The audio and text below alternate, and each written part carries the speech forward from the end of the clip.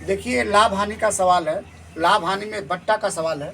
सवाल ये है, किसी वस्तु के अंकित मूल्य पर 20% का बट्टा देने के पर 20% का लाभ होता है।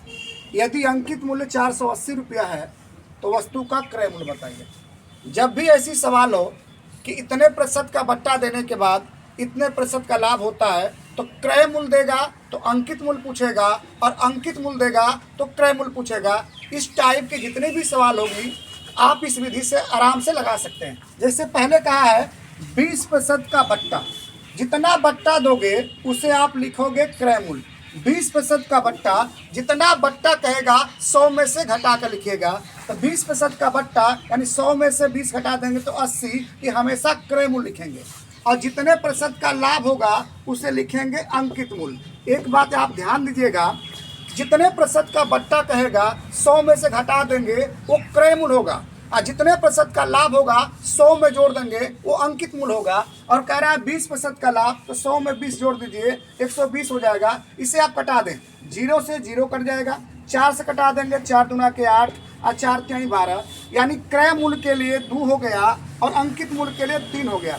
जैसा कि आप जानते हैं कि मेरा फार्मूला है, अगर अंकित मूल्य दिया है तो क्रय मूल्य पूछेगा, क्रय मूल्य दिया है तो अंकित मूल्य पूछेगा। जो दिया है पहले उसी का भाग करिए। सवाल में दिया है देखिए 480 रुपया। 480 रुपया क्या है तो अंकित मूल्य है।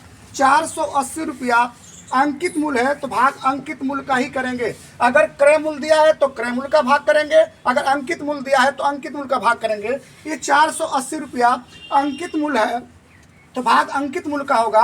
अंकित मूल्य के लिए 3 है, और जिसका आंसर मांगेगा, जिसका जवाब मांगेगा उसका गुणा कर देंगे। अब पूछ रहा है कि क्रय मूल्य बताइए, यहाँ क्रय मूल्य के लिए 2 है, 2 का गुणा कर दीजिए आप।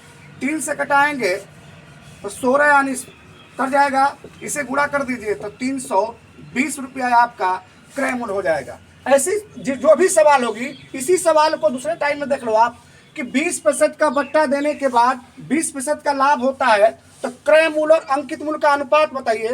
तो देखिए क्रय मूल्य और अंकित मूल्य का अनुपात कितना हो जाएगा, 2 संबंध है 3। ऐसी हर सवाल में जितने प्रतिशत का बट्टा दे 100 में से घटा देंगे, क्रय मूल्य हो जाएगा। जितने प्रतिशत का लाभ होगा 100 में जोड़ देंगे, अंकित मूल्य हो जाएगा।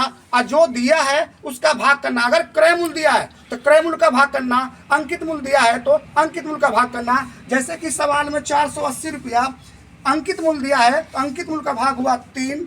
अब पूछ रहा है क्रय मूल्य, तो क्रय मूल्य के लिए है 2, गुणा कर दिया, आ गया 320। अगर आप नए हैं तो मेरे चैनल को सब्सक्राइब करिए, शेयर करिए। Target classes Zamania. धन्यवाद।